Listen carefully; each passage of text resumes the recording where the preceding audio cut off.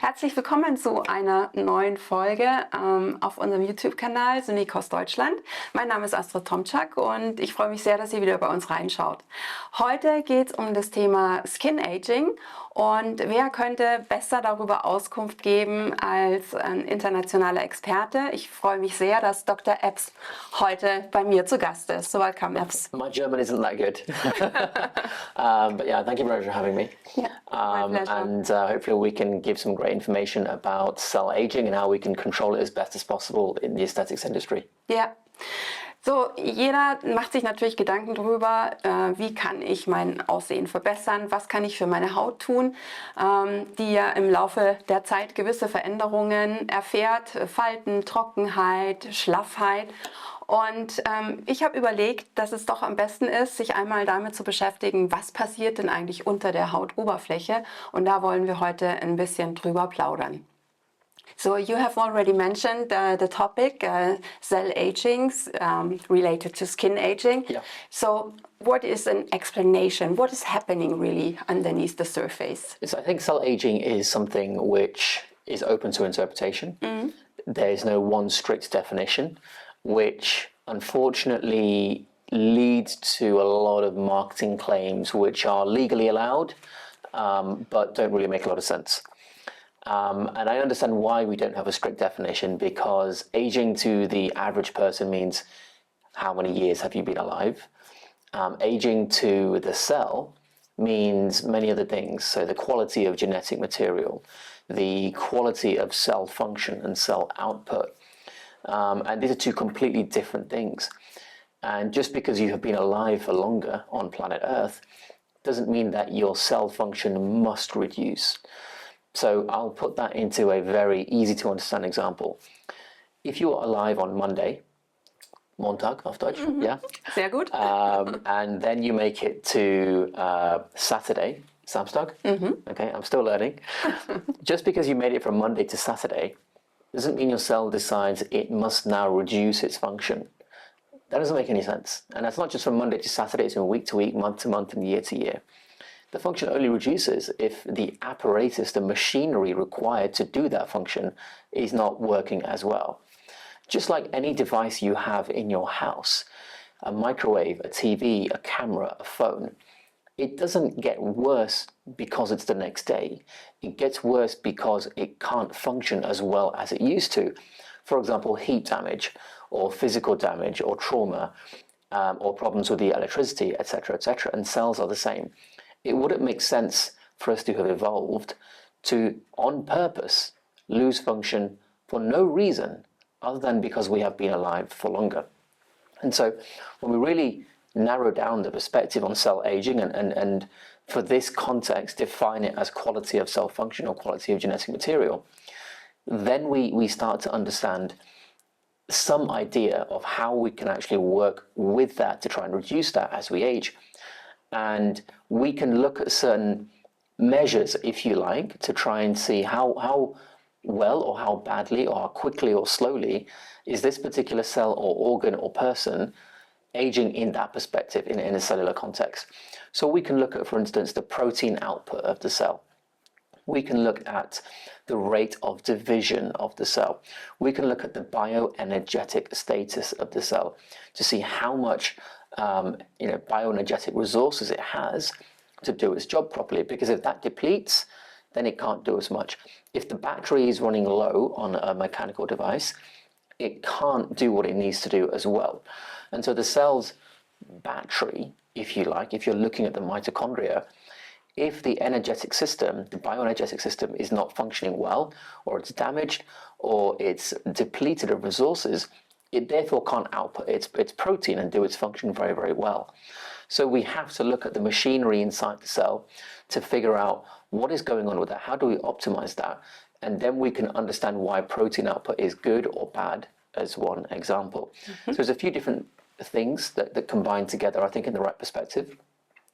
But it's very difficult to know that to a very good way, because that's not taught in medical school or dental school or nursing school or pharmacy school or anything like that at all. If you're getting really, really deep into mitochondrial function, unless you work in clinical research or you have a deep, deep interest in clinical research and you're very curious and you're always researching it. Like you do. Exactly. It's not commonly known. And this is the problem, I think, with the industry. Companies take advantage of that. And so there are reasons why a cell will do this or do that. I'm not going to go into them because we'll be here all day, but there are reasons. And when you understand those reasons, you understand why this product does this really well, and this product does it only slightly well. And then you understand why there's a difference in marketing as well. Yeah, okay. So that's already a very good summary, let's say, what's happening. So, but you have spoken in very good pictures with the battery. Yeah. So how can I reload the battery? Because this is what I would do if my, the battery of my mobile is going low. Yeah. I You just plug it put in. the charger, plug it in. Yes. Yeah. So the equivalent of plugging in, this is going to sound very basic, and the answer is not a very sexy answer. It's not a trendy answer. It's not a cool answer. You all know the answer. It's simply to do the basics. Are you eating correctly? Are you having an active lifestyle? Are you getting enough sunshine for vitamin D? These aren't things that make money for big corporations or drug companies or aesthetic device manufacturers. But it's the truth, and that's where these things start. When you talk about reloading the battery, what you're talking about is fuel. And when we look at where human beings, or let's take another example, where cars get fuel, they have to go to a petrol station and put the fuel in. Something goes in. What goes in for us? Well, that's why we have a mouth. And so that's why we eat. And so when we look at proteins, carbohydrates, and fatty acids in the diet, in a very critical context, we start to understand how to reload. And when we look at carbohydrates and fatty acids, they break down or oxidize to provide means by which we can make ATP. That is made in the mitochondria so we can produce things like proteins. Maybe you explain quickly what ATP is. Yes, because not everybody. Of course. So when you want to go to an arcade and play on the machines, you have to put a token in the machine, and then it turns on and you can play your game. In the cell, the cell is like this room. I have a camera here, there's a main camera here, there's a light over here, and all of these things that you have to spend electricity and put the electricity into the machine for it to work.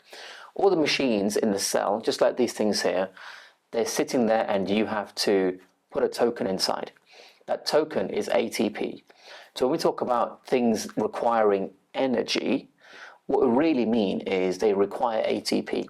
So ATP is an energy token, and you spend that token in the machine, in the cell, the machine will turn on and a protein will come out. And when we have carbohydrates and fatty acids, they are simply a big thing that we break down into small things so we can make ATP. That's all. When we look at protein, yes, protein can be used for the same thing, but protein is actually much more valuable in creating structure for our body, creating parts of cells, creating entire organs, creating enzymes to facilitate processes. And the idea of reloading our battery comes from having these in the first place. And when you look at particular products on the market, you understand why we start to see certain results with certain products, but not with others. So my favorite product, which I'm sure we'll come on to today, Yes. There's a reason it's based on amino acids, because human beings, our species, responds to macronutrients in specific ways. The carbohydrates and the glucose are simply broken down. So the carbohydrates and the fatty acids are simply broken down to provide a mechanism for ATP. The amino acids do much, much more than that. And they are controlling cellular behavior even, because cells, our body doesn't know what's around in the environment. Okay, the cell doesn't know what's around in the environment. It needs information to gauge, is it a good day or a bad day? Is there sunshine? Is there no sunshine? Is there food available? Is there no food available? And amino acids are a good way for the cell to gauge that. And they have sensors within the cell to figure out, is there enough of this resource? If the resources are there, it will then go and build things. So think of it this way.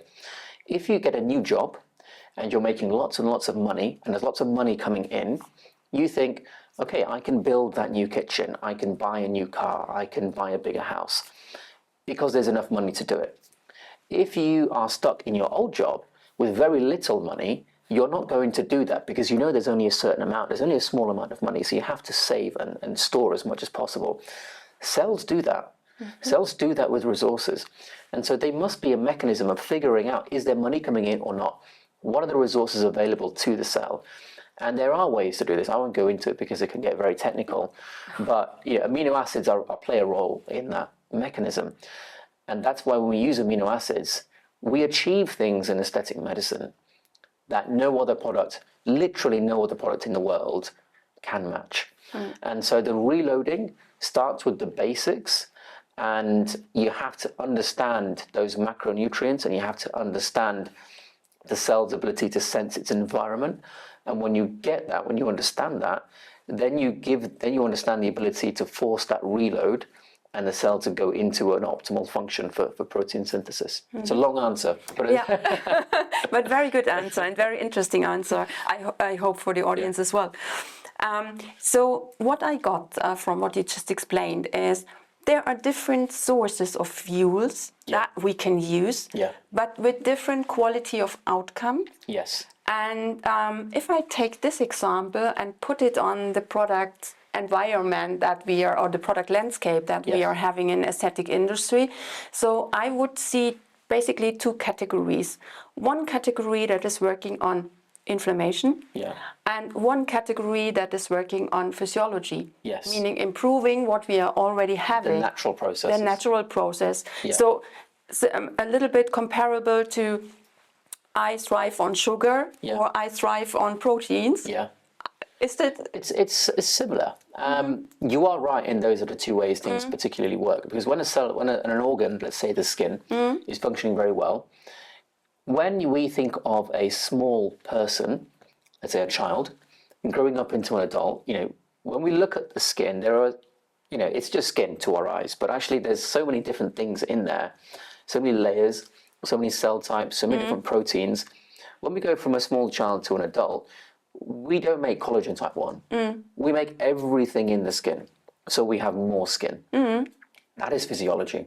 When things are happening in such a way that everything is made in the right amounts of each one and ratio. What is everything? Everything is many different types of collagen, elastin, other proteoglycans, glycosaminoglycans, multiple cell types, even things like skin thickness is a thing that changes as well. So all of that together is physiological growth. When something is not growing physiologically, we have another type of protein synthesis, which is a kind of defense, if you like. So if I was to take a sharp object and make a cut on my hand, which you obviously did. Yes, this is from the gym. This is too much deadlifting. But if we make a cut in our hand, obviously blood will start to come, and then we close the wound. Right?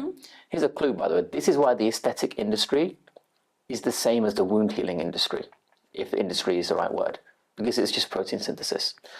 But when we close that wound, we are delivering, let's say we're making a scar, we're making a lot of collagen, but specific types like 1 and 3.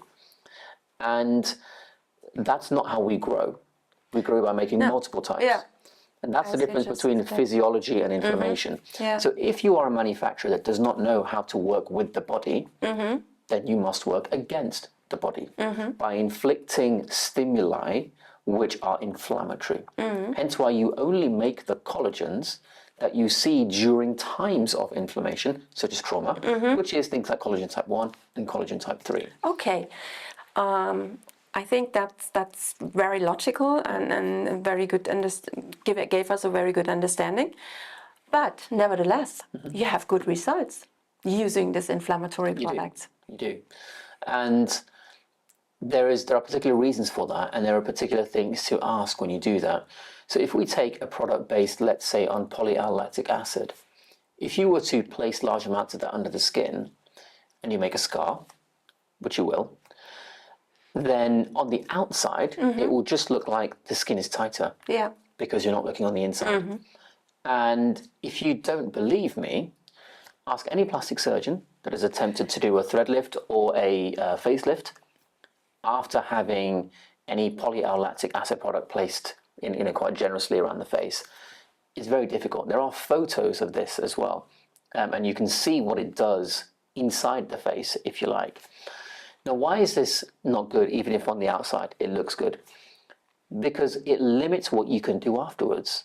You know, scar tissue is not viable tissue. The cells in there are not the cells like in normal healthy skin, so they can't do their function properly. And if you retain your cell function and they are just functioning better and better, the way you age is a lot better as well. And so that's why it's not good, in my view, to do treatments which are inflammatory in nature, because even if you like it, how long does it last?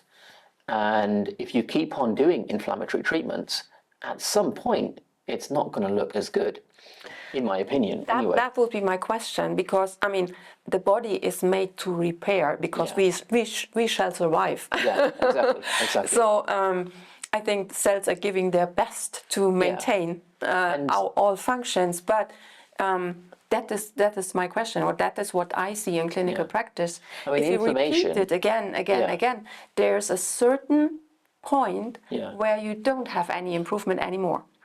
Because you've just hit the skin so many times, it's struggling. And you know, we talk about aging in the industry, we talk about longevity, we talk about the phrase inflammaging, which people love to use to sound intelligent, but I won't get started on that. But anyway, if we're saying that inflammaging is a real thing, which it is, and inflammation is highly linked to aging, how can the same industry then say you should use a product that's based on inflammation? It doesn't make sense. You can't say inflammation is bad, but use this product which is based on inflammation. Yeah, I mean, it's not marketed that way, to be fair. True. So it's not marketed that way. It's marketed as a collagen stimulator, which sounds good when you hear it first. Yeah, because it's not marketed as an inflammation product. No, it's marketed as a stimulation. And stimulation, to me, sounds positive. Yeah. And I think, you know, the lesson here is people need to ask, what is a stimulation? How is that stimulation provided? Is it provided in such a way that the cell thinks it is simply time to grow in a healthy way? Or is it provided in a way that is irritation and inflammatory and causing a defensive response from that organ or set of cells or tissues that you're treating? Which, you know, I don't think people have learned to ask, but hopefully that is a question that will come about more and more often. I think the message is coming through slowly, but steadily. Yeah. Hope so. You are doing a lot for that on your YouTube channel, Dr. Apps, by the way, if you want to look that up. And so now we have this inflammatory thing we discussed a lot about. We have the physiology, which means like going to the studio, to the fitness, and you get better every time you train. So is this a comparison that works with the Sunekos products? Is this... That particular example, unfortunately, isn't. Okay. but you're thinking along the right lines. The reason that particular example isn't is because when you go to the gym, you are actually causing inflammation. You're breaking the muscle fiber, you're breaking the muscle fibers. But it's on a very small scale, so it's not a problem. That's why, for instance, if we look at light microneedling, you are actually causing a small amount of inflammation, but not so much that there is an actual massive inflammatory response. And it acts as that's a proper stimulus, if you like. The growth that you see in Sunekos is more like simply doing all the basics correctly. Okay. Eating in a way that our species is designed to eat, getting plenty of sunshine, having a good immune system, growing up from a child to an adult, if you like, as a very simple way to look at it. And that's why when you look at Sunekos objectively, and this is really important, so don't take my opinion, don't take Astrid's opinion. Simply look it up yourself, okay? And compare this between your current favorite product, if it's not Sunekos, and Sunekos. And look at it in as objective a way, factual a way as you can. But this is why Sunekos has been proven and patented, which is impossible to get a patent if there's no data to prove it. It's been proven and patented to produce many, many different types of collagens, and elastin and fibronectin, which, as far as I'm aware, at least at the time of recording, no product in the world is able to match. Yeah. And again, that's not an opinion. There is data to prove that. There is a patent to show that data is correct as well. And when you see that it is based on amino acids, you start to understand the connection between its formula, its very specific patented formula, and the range of protein that it then makes. And now you also start to see why I believe more and more amino acid products are trying to come on the market, but they are not making the same thing. Yeah, I've seen that during IMCAS. It was interesting. Yeah. It was like a hype now. Yeah. Before it was polylactic acid in different ways and types and things, but now it's the amino acids. Yes. So obviously someone said something. Yeah. But here's the thing: when you look at these other products, this is how you compare. It's not a question of saying we have amino acids. That doesn't mean anything.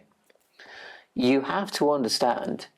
Cells do not respond the same to all different combinations of amino acids. And if you think about it, that makes sense, because through evolution, over millions of years, they would respond in specific ways to specific foods that we eat so that they know whether they can grow or not. And foods break down into carbohydrates, fats, and proteins, or amino acids, I should say.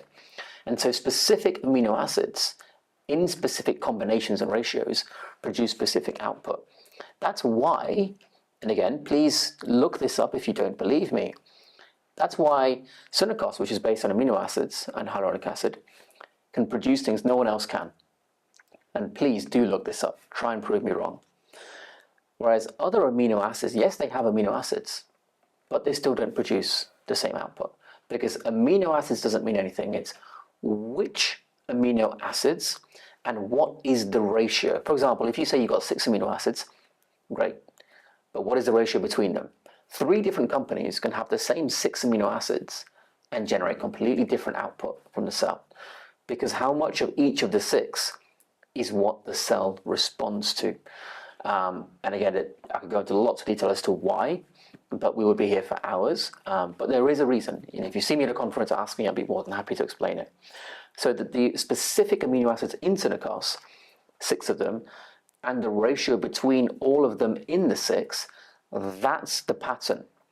That is what allows the output from the cell, which no one else has ever matched. And I doubt they ever will match, because our biology hasn't changed for millions of years, and it's not going to change next week or next month or at the next conference either. Yeah. But someone could think it would be like that. Yeah. Okay. So, but the Sunekos is not only the amino acids. Yes, it's the HA. So it's the HA, and one could think that, okay, HA is something that is a commodity, and it doesn't matter what kind of HA. It doesn't matter what the molecular weight. It's simply, let's say, the solution to get the amino acids injected, nothing else. Yeah, but I think that's very different, and maybe you can explain that a little bit. HA is becoming a commodity, unfortunately, to its detriment. And the reason I say this is because it's no good saying hyaluronic acid. There are so many different types that do the opposite of each other, so there's no point categorizing them all together. The weight is very important in hyaluronic acid. In the body, we have around 1,000 to 8,000 kilodaltons, 1 to 8 megadaltons, if you like. And there's a reason for that. There's a reason you find a specific weight in a specific part of the body doing a specific job. It's not complicated. One weight does one function. So if they don't tell you what weight their hyaluronic acid is in their product, what are they hiding? And so you must ask the weight. As well as that, there are different types of quality. So we have typically cosmetic grade or cosmetic sterile, and then a step up, or the highest step, is pharmaceutical grade. If you are making, some food, you are typically around here, food grade. If you are producing a drug like ibuprofen, you have to be pharmaceutical grade. Now, hyaluronic acid can be either.